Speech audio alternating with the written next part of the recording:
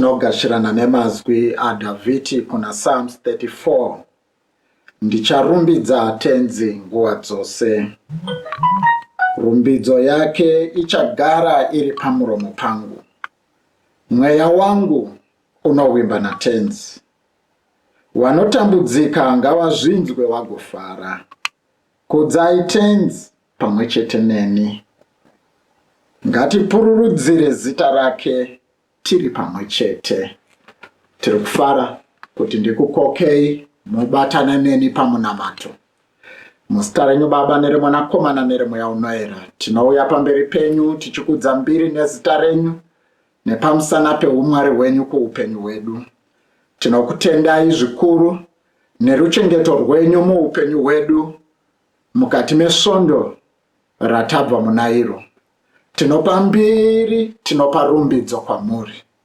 Nekuti Mwari hatigoni, pfuma yedu haigoni kutenga upenyu. Asi chikomborero kuti upenyu tipuwe nemi. Tiri kufara Mwari kuti pakati pedu tine avo hama dzedu dzamakarapa. Tinopa mbiri kunemi. Tinoramba tichiunza vari kurwara kunemi kuti warapiwe. Tinouya kwamuri Baba nepamusana penyasha nepamusana perudo. Tinouya kunemi nekuti senyika sekontinent matibvumira tiri kuserebreta Mwari uwepo hwenyika dzemuAfrica muzuva remangwana. Chikomborero chinobva kunemi. Tinounza worship yedu yanhasi kuti Mwari munge muri pakati pedu mukuimba kwedu, munge muri pakati pedu maofferings edu, munge muri pakati pedu mune zvese zvatichaita. Tinonamata tichipa rumbidzo kwamuri muzita raJesu Kristu tenzi wedu. Amen. Rufaro rwangu hama dzangu kuti ndikugashirei sezvo tasanganiswa natenzi muzuva ranhasi. Tanga tiri mukati mesvondo re-communications and history. Svondo renge rakazara nekupfuma nezvidzidzo. Ndinoda kuti nditende wese wakawa nemukana wekuparticipata muzvidzidzo zvatanga tiinazvo pamwe chete nemafacilitators edu. Tinofara kuti tasangana. Ndinomugashira ese manguva dzese wari kunze kwenyika yeZimbabwe, wari kunzvimbo dzakasiyana muZimbabwe, wari muCranebourne muno nekwese kwese. Tinokuitai welcome kurusando rwedu. Tiri kufara nemalay leaders edu atinawo, tichifara pamwe chete namufundisi Noah Chikuni wachapa vhangeri kunesu. Ndinomukokai kuti tiwe wakasununguka, tijoine worship yedu mukuimba, tijoine mukunamata mune zvese. Tinotenda muzita raJesu. Haleluya. Amen. Nene andikurasi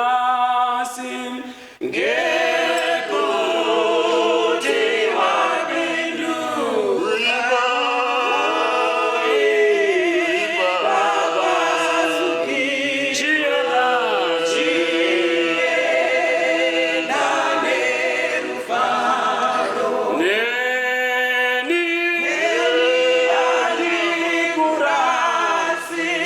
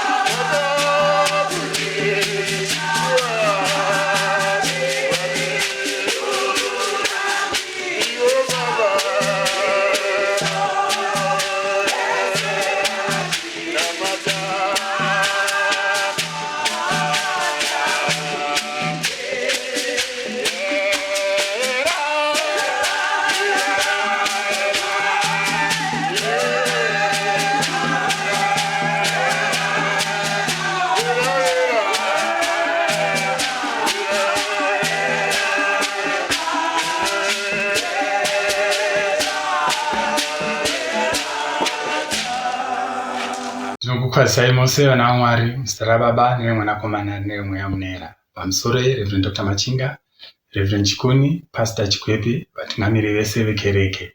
Tichakupai zviziviso zvanhasi. Varwere, mbuya Chiro havasi kunzwa zvakanaka, variko kumba. Winnie Zvomuya, mwanasikana wasekuru nambuya Zvomuya, havasi kunzwa zvakanaka, ari admitted kuParirenyatwa Hospital. Tinoramba tichinamata kuna Mwari vari kumusoro kudenga kuti varape Winnie ariko kuchipatara, mbuya Chiro variko kumba. Matendo. Toda kutenda neHistory and Communications Week yedu yakafamba zvakanaka. Tanga tine zvidzidzo zvakapfuma chaizvo, takawa nenguva yakanaka tichidzidza zvichiitika zvakanaka. Tinotenda nemapresenters vedu vakatipresentera, Mwari vavaitire zvakanaka. Zvimwe zviziviso. Next week Sunday, musi wa31 May, tichange tine harvest top up. Saka tigare takagadzirira. Tichange tiri kudistributirwa mafigures sekufamba kwatikaita pakick-off yedu, zvinotibatsira tichiona patimire nekuzotibatsira patiri kuita matop up kuti Mwari vatiitire zvakanaka.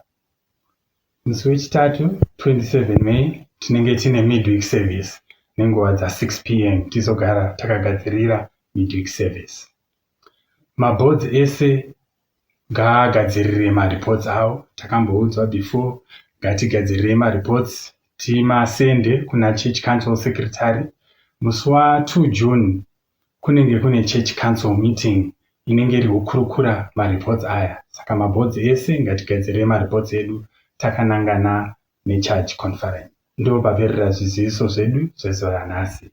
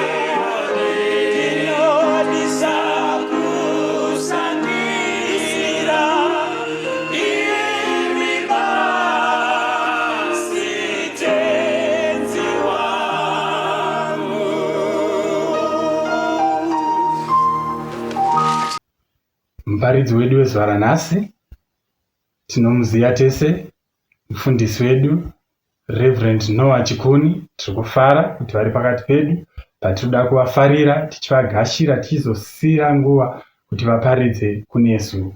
Nemufaro mukuru ngatisimudzei maoko tichivafarira tichiti mauya mazvita. Ngatikomborerei neshoko raMwari. Pamusoro esangano dzvene raMwari, chechi tsvene toda kukwazisa zita raBaba, reMwanakomana neremweya anoyera. Manzwi edu emangwanani ano tichaona kuna Luke chapter 18. Tichabata kubva pavhesi 1 kuenda pavhesi ya8. Ndozobata 1 waTesalonika chapter 5 verse 17. Mufananidzo weshirikadzi nomutongi. Zvino wakaudza mufananidzo wokuvadzidzisa kuti vanofanira kugara vachingonamata nguva dzose vasinganeti. Akati mune rimwe guta maiva nomutongi akanga asingatyi Mwari kana kuona kuti munhu chii. Zvino muguta imomo maiva neimwe shirikadzi yaingoramba ichiuya kwaari ichiti, ndapota ndienzanisirewo mhosva yangu nomumwe munhu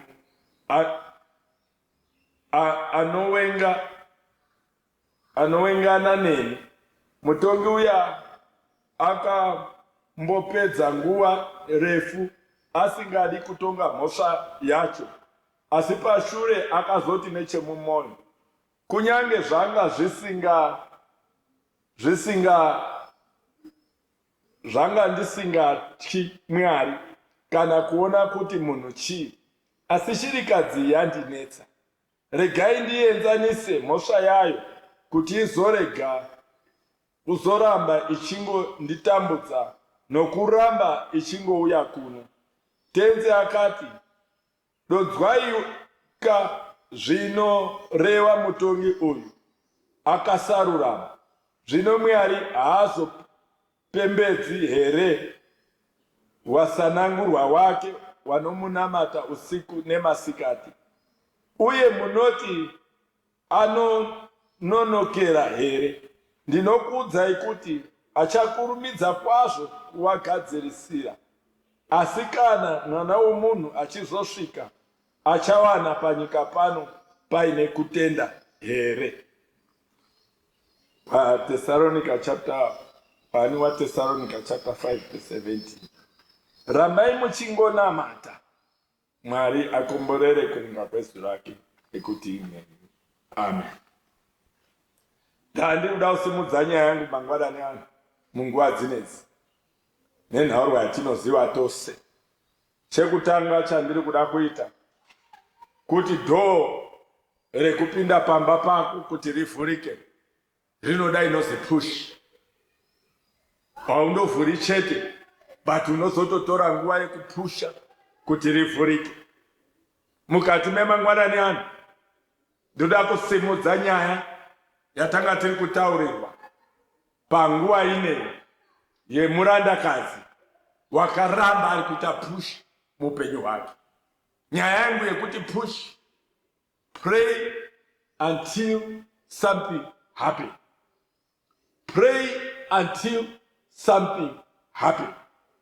Ndomusoro weshoko wandiri kuda kutaura mukati menguva ineyi. Ndandiri kubata zvakanaka ndikati pane mutauro unoti kunyarara kunokunda zvose, kana kuti mugoti anopiwa anyerere pamunamato haushandi. Izvi zvose hazvishandi nekuti zwi rako rinofanira kunzwikawo. Izwi rako rinofanira kunzwikawo richitaurawo zvarinoda. Jesu adzidzisa vadzidzi pakunamata, wakati kwete makanyarara but muchibudisa mazwi ekuti Baba vedu vari kudenga. Ndandiri kuda kusimudza nyaya yeshirikadzi iri mubhuku yaRuka chete, because Luku ndiye watinonzwa ita capture nyaya dzine chekuita nevanotarisirwa pasi musociety. Zvakafanana neishirikadzi tinoona munyaya iyi kuti tinotsanangurirwa pakunamata kunyange takashoreka sei mumaziso evanhu. Mwari anongotipa zvakaringana muupenyu hwedu. Saka munozwa soko raMwari mukati menguva dzose riri kutaura mune upenyu hwedu, mukabata zvakanaka.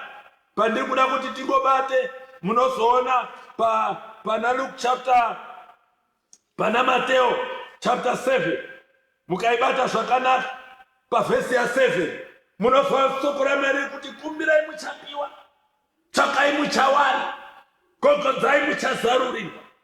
Inhaurwa iri kusimuka panguva yepush. Kutsungirira pakunamata Mwari anotinzwa. Kutsungirira pakunamata Mwari anotinzwa push. Hazvinei nekuti wakaita sei, but push, pray until something happen. Neiko tichinamata? Tinonamata Mwari tichikumbira zuva nezuva. Tinomunamata tichimukumbira. Ngeiko tichinamata Mwari? Tinonamata Mwari tichimutenda nezvaanenge atiitira mukati meupenyu hwedu. Tinonamata Mwari mukati menguva dzose, tichiita mukati menguva dzatinonamata, tichiita kuti Mwari watibatsire nekutichengetedza nekutikomborera. Ende chinotinamatisa ichocho mapushing factors. Zvimweni zvacho kuva nenzara, zvimwe zvacho kusatova nemari, zvimwe zvacho kutogumirwa nezvekuita, zvimwe zvacho tinoita Mwari unotiita kuti timunamate nekuburikidza nekurwarirwa kana kurwara isusu. Semazuva ano vanhu vari kunamata Mwari kutya kufa. Fear of death iriko panguva ine muCovid-19. Asi ndoda kusimudza nyaya yeshirikadzi. Munamato wayo waiva wekukumbira. Ndoda kusimudza panguva ino wanga uri wekukumbira. Pane zvaiisunda kuti iende konamata, iende kokumbira kune mutongi. Maybe ndandiri kutarisa pamwe pacho munhu anga aramba kudzosera chikwereti, but anga aine need nacho chikwereti ichocho. Ndandiri kutarisa shirikadzi yakaendesa nyaya yayo kune mutongi wemunharaunda. Takaendesa nyaya kuna sabhuku, takaendesa nyaya kumadzishe, takaendesa nyaya kumazita redzimhosva. Ndandiri kuona ari kuenda nayo nenyaya yake, achienda achiti ndoda kuti munditongere mhosva yako. Zvikazi uyu mambo anga asina kunaka sekutaura kwesoko raMwari. Mambo uyu anga asiri right ende anga asikatendi kuna Mwari, but nekuti mukadzi uyu waita persist kuramba achiuya mangwanani, nditongerewo mhosva yangu. Mangwanani masikati, nditongerewo mhosva yangu.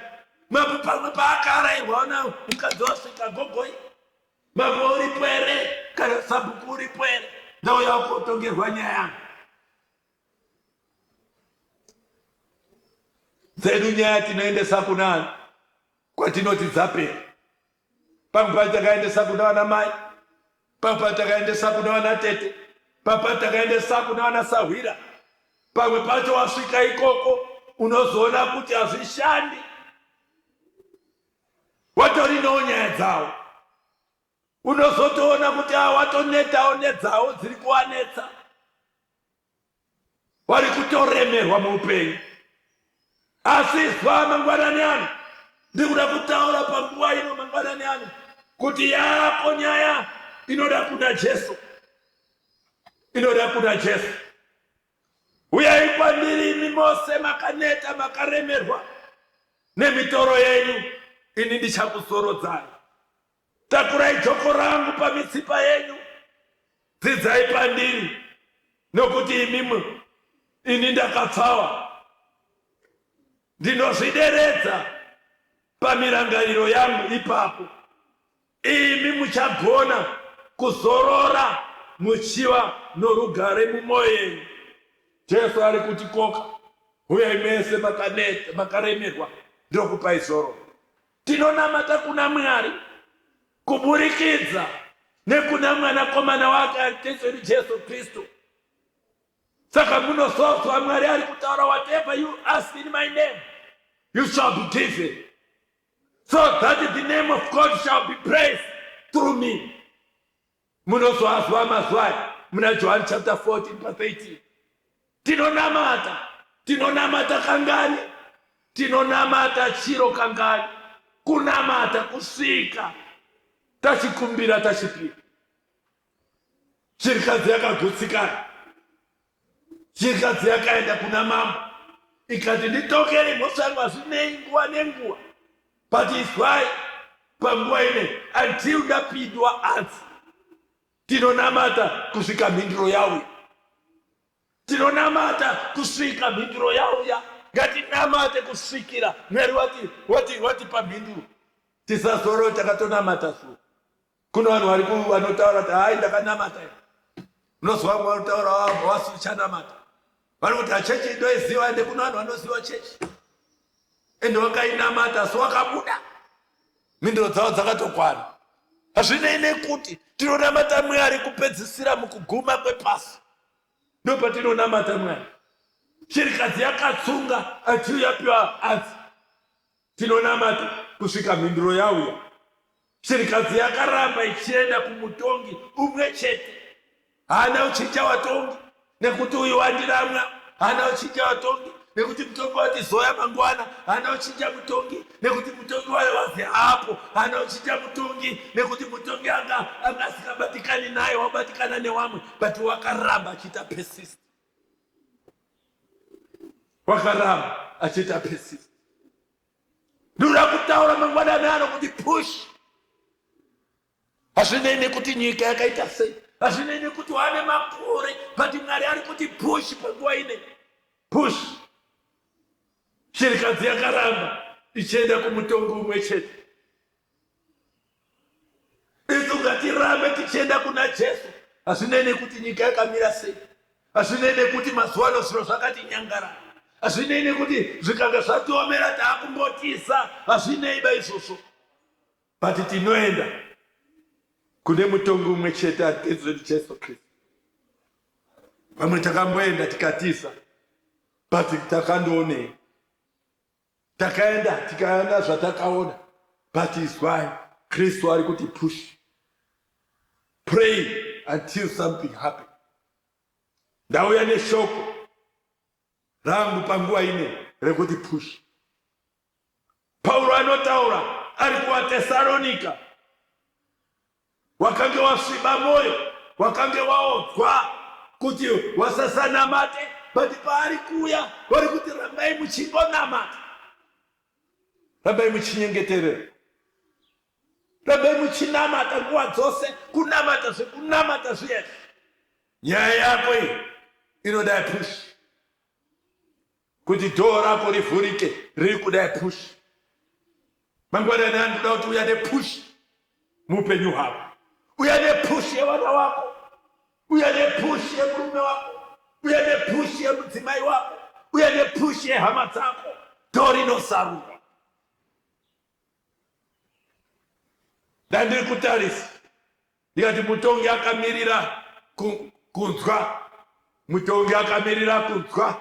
Hazvinei kuti wakambotaura kangani, hazvinei kuti wakasvitsa nyaya yako kangani, hazvinei kuti wakaita sei, but izwa pane push iri kudiwa mukati memangwanani ako. Pane push iri kudiwa muupenyu hwako. Kristu ari kukuda panguva ino. Handina mazuva akawanda, but ndiri kuda kutaura mangwana panguva dzinedzi kuti persistent prayer for the Lord's return. Be persistent in your prayers. Tsungirira pakunamata, tsungirira pakutenda Jehovha, tsungirira kuenda nenyaya yako imweyo. Jehovha anokupindura. Nerimweni rezuva uchataura makundiro. Don't give up. No, don't give up muupenyu, but ramba uchipusha unosvika. Ramba uchipusha unosvika. Muzuva rine renhasi push. Muzuva ranhasi push. Zviri kunetsa push. Wahwariwa push. Nyika iri kurwadza push. mabasa ari kushaika, push. Wana wasina mabasa, push. Usina school fees, push.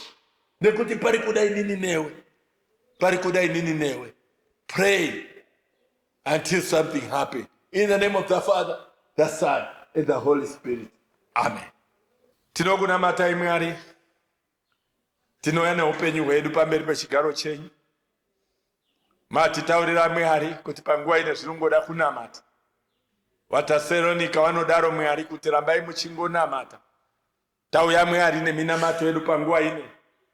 Tauya Mwari Baba vedu kudenga nezvo takatakura. Kuramba tiri kuuya pamberi pechigaro. Kuramba tiri kuuya pamberi paBaba nekuti tinozviziva kuti Mwari ane answer muupenyu hwedu. Tibatsire titungamire Jehovha pane vana wenyu Mwari vari kuuya Baba vedu kudenga neminamato yavo panguva ino. Vari kuuya Baba vedu kudenga nekuda kungokudzai mimi Jehovha. Vari kuuya nezvitendo zvavo, vari kuuya neupenyu hwavo, vari kuuya nekuchema, vari kuuya nemafaro muzita raJesu. Tibatsire Mwari, titungamire nekutiitira zvakanaka patiri panzvimbo ino. Vana venyu ndavachengetedzwe, vana venyu ndavakomborerwe, vana venyu ndavaitirwe zvakanaka. Mazvita Baba, ndakunamatai ndakutendai nekuti muri mukuru. Tibatsire titungamire nekutirapa muzita raJesu. Tinorapiwa tikange tauya Baba, tiri kuuya nepush yezvirwere Baba vedu vekudenga panguva ino. Tibatsire titungamire kuti muzarure nekupindura mhinduro mukati muupenyu hwedu muzita raBaba, reMwanakomana neremweya anoyera. Amen. Tasvika panguva yatinotora offering yedu nematithe edu tichizunza kuimba kwaMwari. Pascreen pedu pachabuda nhamba dzeEcoCash, pachabuda zvekare bank account yedu yeCBZ yatinoshandisa kuti tizounza maofferings edu pamwe chete nematithe edu. Mazvita.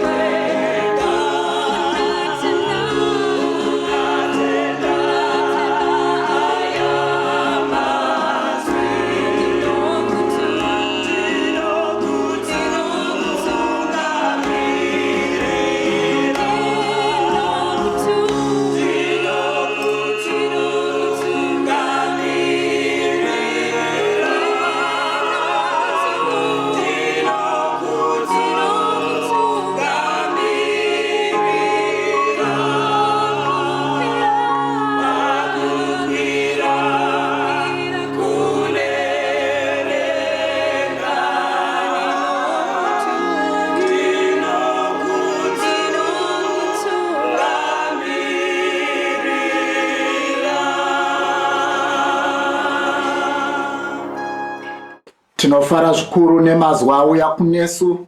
Zvechokwadi tinobvumirana kuti Mwari wataura nesu. Ndinomukoka aitise pfungwa dzedu nemwoyo yedu pamwe chete mumunamato. Tinodzoka pamberi penyu Mwari patinozvininipisa pasi pechigaro chenyu. Tinodzoka kunemi tichipa mbiri nezvitendo, nekuti chokwadi tazviona tazvinzwa kuti pamunenge maunganidza vanhu muworship, imi munenge muripo. Pamunenge muri mune soko navo. Redu soko tarinzwa nhasi uno. Tinokutendai Mwari nekutitsiura, tinokutendai nekutinongedzera, tinokutendai Mwari nezvamunoda kuti tiite muupenyu hwedu. Kudzwai nekuti muri Mwari weupenyu. Tinonamata Baba kuti munozokomborera kunyange namufundisi Chikuni, munozokomborera wanzwa iri soko kwese kwese munzvimbo dzatiri. Iri izwi iri ngariwane nzvimbo muupenyu hwedu. Nepamusana paizvozvo Mwari tinokutendai nevazhinji waunza maofferings avo pamberi penyu ngavo vanokomborerwa. Tinounza avo wakaunza matithe avo kunemi, Mwari ngaagashirike. Pamwe chete neharvest tinonamata Baba kuti ngadzikomborerwe. Pamunogashira mipiro yedu, tinokumbirawo Mwari kuti mugashiro neupenyu hwedu. Tinonamata kuti zvino nyasha dzatenzi wedu Jesu Kristu, rudo rwenyu Mwari nekuwadzana kwemweya unoera, itai kuti zvigare nesu mudzimba dzedu, zvigare nesu nekuenda nesu kumabasa. Nyasha dzenyu dzititungamirire kuti tigare musoko renyu zvino nekusingaperi. Amen.